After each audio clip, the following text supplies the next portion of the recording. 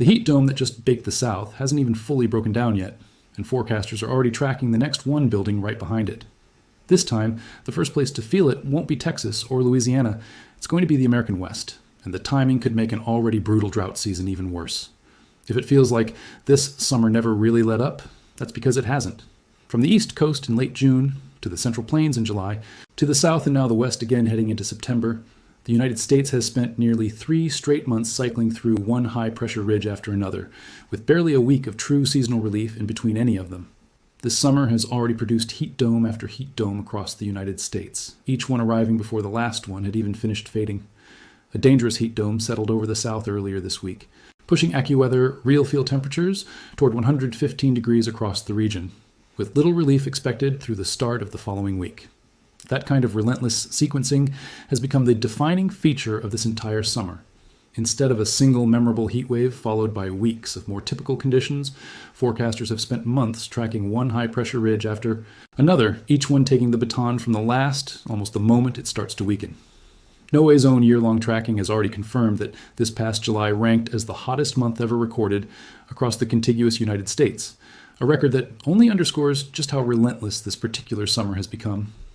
Looking back across the full sequence helps put this next round in perspective. An initial heat dome settled over the eastern United States and eastern Canada in late June, peaking at 106 degrees in Atlantic City on the 4th of July. A second wave built over the western half of the continent shortly after, before a third dome, described by meteorologists at the time as affecting roughly 70 million people, developed by late July. By early August, health officials attributed at least 70 deaths nationwide to the cumulative toll of this ongoing heat sequence, a number that has almost certainly climbed further since.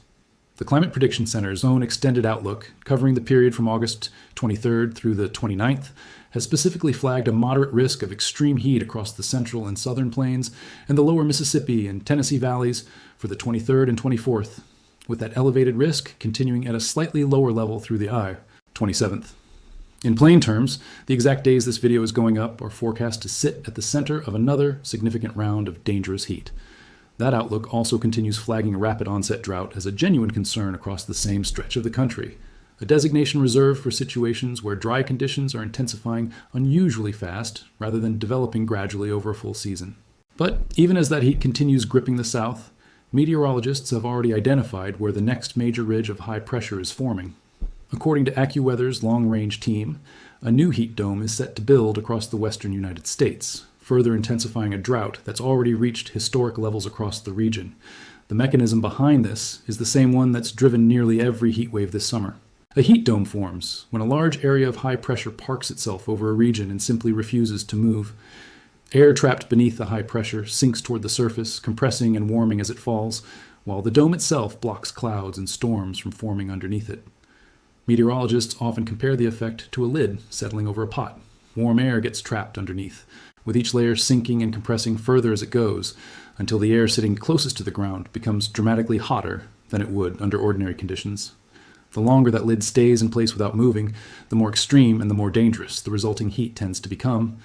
The same high pressure that traps heat near the surface also pushes the jet stream, the fast-moving river of air that normally steers storm systems across the country, well north of its usual path, often shunting it into southern Canada entirely. With the jet stream displaced that far north, there's simply nothing left to disrupt the ridge or usher in cooler air from behind it, allowing the heat dome to persist for days or even weeks at a time, rather than passing through the way an ordinary summer hot spell would. If you're finding this kind of grounded weather forecasting useful, go ahead and hit that like button. It genuinely helps this kind of coverage reach more people trying to actually plan around what's coming instead of getting caught off guard by yet another round of dangerous heat. For the American West, that blocking effect couldn't come at a worse moment. Lake Mead, one of the country's largest reservoirs and a critical water source for millions of people across the Southwest, recently hit a record low depth since it was first filled back in 1942. The lake's level dropped to just over 1,039 feet, beating out the previous record of 1,040.77 feet, which had only been set a few years earlier, back in August of 2022.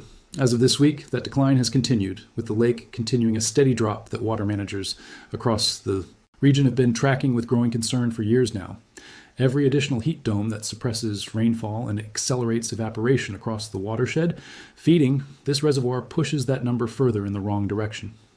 Much of the broader Colorado River Basin, along with higher elevations across the interior west, has been sitting in severe to extreme drought classification for much of this summer, according to the U.S. Drought Monitor. That basin supplies water to roughly 40 million people across 7 states and northern Mexico, meaning the consequences of a shrinking Lake Mead extend far beyond the boaters and anglers who use the reservoir directly, touching municipal water supplies, agricultural irrigation, and regional power generation all at once. That falling water level isn't just a drought statistic either. It's directly reducing how much hydroelectric power can actually be generated at Hoover Dam and Glen Canyon Dam, 2 facilities that help supply electricity across Arizona, Colorado, Nevada, New Mexico, Utah, Wyoming, and Nebraska. Less water flowing through those turbines means less power available, right, as demand for air conditioning is about to spike again, adding grid strain on top of every other consequence this next heat dome threatens to bring. According to AccuWeather lead long-range meteorologist Paul Pastelok, the heat dome currently sitting over the west is expected to shift eastward this coming weekend and into next week. That shift could actually bring a brief uptick in thunderstorm activity across the interior west, offering a short window of relief for areas that badly need it after weeks of dry, punishing heat.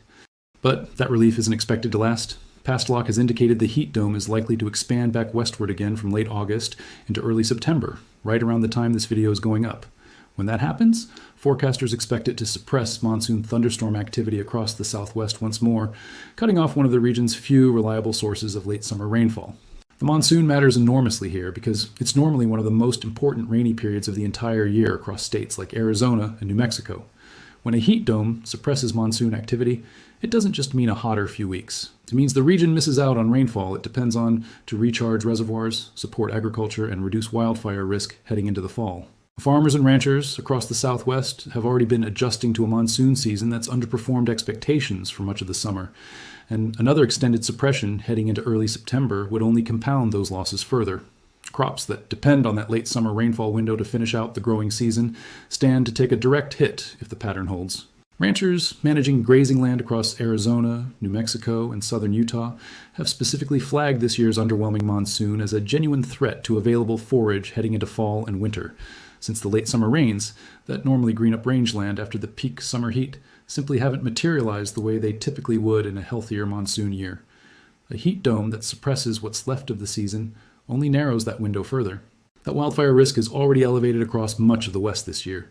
More than 3 million acres have burned across the United States so far in 2026, well above the seasonal average, with the majority of that destruction concentrated in western states, Colorado's aspen acres. Fire alone has burned over 100,000 acres since late June, ranking among the largest wildfires in the state's history. Multiple other significant fires have burned simultaneously across the region throughout the summer, including complexes in Idaho, Montana, and Washington that have collectively strained firefighting resources and created hazardous, smoke-filled air quality across huge stretches of the interior West.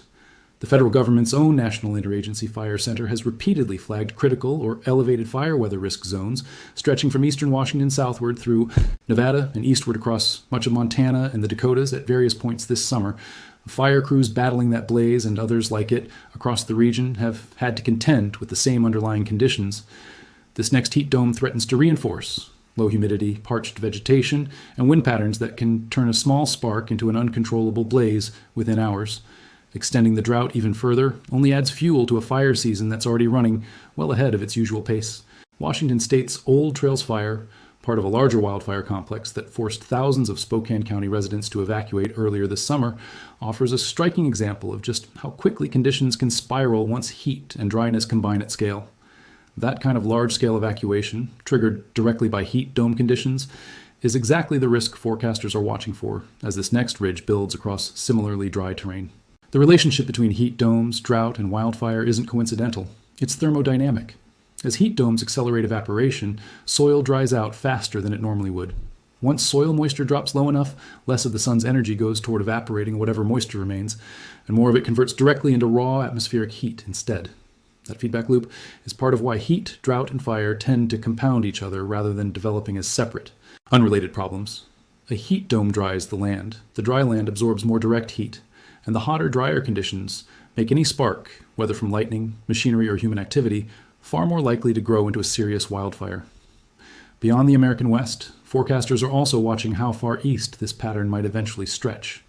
Earlier heat domes this summer expanded from the plains into the Midwest and even the East Coast, with cities like Minneapolis, Indianapolis, Chicago, and Omaha all recording temperatures well into the 90s during previous rounds of this pattern. Those same cities have already set or challenged daily temperature records multiple times this summer as one heat dome after another has pushed through the region. Forecasters have specifically noted uncertainty about how far into the Appalachians and along the Atlantic seaboard any given round of heat will extend, since the eastern edge of these patterns has proven considerably harder to pin down than the core itself. Denver offers a useful case study in just how close some of these heat domes have pushed cities toward their all-time records this summer. The city's all-time high sits at 105 degrees, and forecast highs during earlier rounds of this pattern climbed into the upper 90s, close enough to draw real attention from local meteorologists tracking just how narrow the margin has become between a hot summer day and genuine record-breaking territory. Whether this next western heat dome eventually pushes eastward the same way remains uncertain, and forecasters are watching the pattern closely as it develops over the coming days. What is clear is that the broader atmospheric setup driving these repeated heat domes hasn't gone anywhere, even as individual events fade in and out of different regions throughout the summer. There's also a bigger climate story lurking underneath this particular pattern worth understanding. A rapidly strengthening El Niño is currently building across the tropical Pacific, with federal forecasters now placing better than 90% odds on it becoming one of the strongest events ever officially recorded by the time it peaks later this year. That developing El Niño is already beginning to influence the broader atmospheric setup steering these heat domes, and some range forecasters have specifically pointed to a split flow pattern forming as fall approaches, one that could keep the West locked into a warmer, drier trajectory through the coming months. That connection matters because El Niño winters historically bring above normal precipitation to California and the broader Southwest, which would eventually offer real relief to the very drought this next heat dome is expected to deepen. The frustrating reality of this transition period is that the drought-worsening heat typically has to run its course through the remainder of summer and into early fall before that anticipated El Niño moisture actually arrives, meaning conditions across the West are likely to get meaningfully worse before the seasonal pattern shift finally brings the relief currently projected for winter. This pattern isn't unique to the United States either. Europe has been dealing with its own remarkably similar story throughout 2026, cycling through wave after wave of what meteorologists there have started numbering rather than treating as isolated, unrelated events. A fifth major heat dome locked in over Western and Central Europe earlier this month, pushing temperatures past 40 degrees Celsius across France, Spain, and Italy. France alone recorded 21 monthly temperature records falling on a single day in mid-August, with the highest reading topping 105 degrees Fahrenheit in the western part of the country. Wales recorded what may turn out to be its hottest day ever documented around the same time, a striking reminder that this pattern has been reshaping temperature records across an entire continent, not just producing the occasional uncomfortable afternoon. Southern and Central Europe have faced repeated waves of this same pattern throughout the summer, with earlier events pushing well past 40 degrees Celsius across parts of Spain, Italy, and Greece, straining hospital systems and prompting repeated heat-related travel advisories for tourists visiting some of the continent's most popular summer destinations. The sheer repetition of these events, rather than any single record-breaking afternoon, is what's drawn the most sustained attention from European climate researchers this year. Scientists studying this broader global pattern have pointed to research showing that the specific category of atmospheric blocking responsible for these locked-in heat events has very nearly tripled in frequency compared to the record before large-scale industrial warming began. That's not a description of any single heat dome. It's a description of how often this entire type of weather pattern is now forming in the first place. An unusually warm Mediterranean Sea has compounded Europe's version of this pattern too, with sea surface temperatures running several degrees above average in some areas, adding extra overnight warmth on top of already scorching daytime highs. Similar ocean warming trends have been documented across other basins as well, feeding into the broader global heat pattern driving this entire summer. Attribution scientists studying last month's East Coast heat dome specifically found that the combination of extreme heat and high humidity that gripped the region would have been essentially impossible without the influence of greenhouse gas emissions, a finding that's become increasingly common across rapid attribution studies of this summer's individual heat events. Heat waves, according to researchers tracking this trend, are now measurably longer lasting, more intense, and more likely to occur than they were just a few decades ago.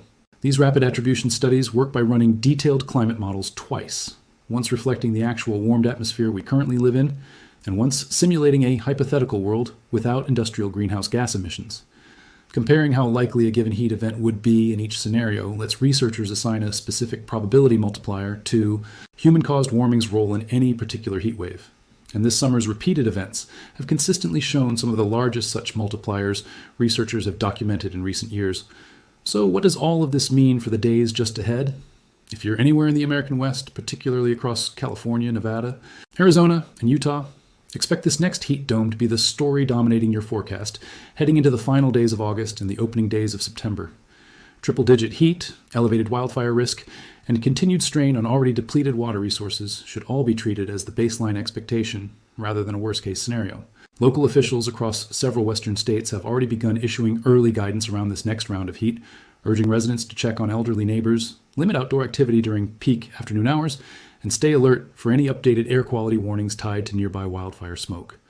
Cooling centers that opened during earlier heat domes this summer are expected to reopen once again as temperatures climb, offering the same kind of relief that proved genuinely essential to vulnerable residents during the West's record-challenging heat dome back in late July and early August. Heat remains the deadliest form of extreme weather in the United States, claiming more lives annually than tornadoes, hurricanes, and lightning combined, according to National Weather Service statistics. Emergency room visits for heat-related illness reliably surge on days the agency classifies as major or extreme risk, exactly the classification much of the West is expected to fall under once this next dome fully settles into place. Overnight lows offer little relief during events like this either, often remaining nearly 10 degrees above normal across affected regions, according to recent tracking from earlier rounds of this pattern.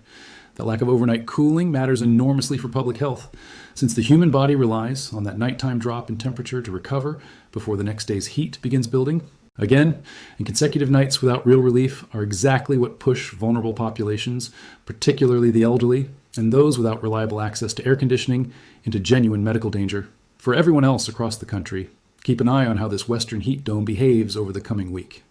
Given how often these patterns have expanded eastward throughout this particular summer, there's a real chance this becomes a story that eventually affects far more of the country than just the western states currently bracing for it. Areas across the plains and Midwest that thought their turn under the heat had already passed may find themselves back under an advisory before September even begins, just as has happened repeatedly at nearly every turn this summer.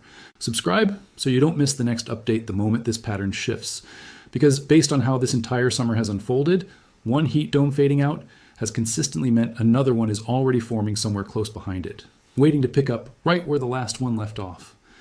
We'll keep tracking every twist in this pattern as it develops, straight from the forecasters watching it in real time.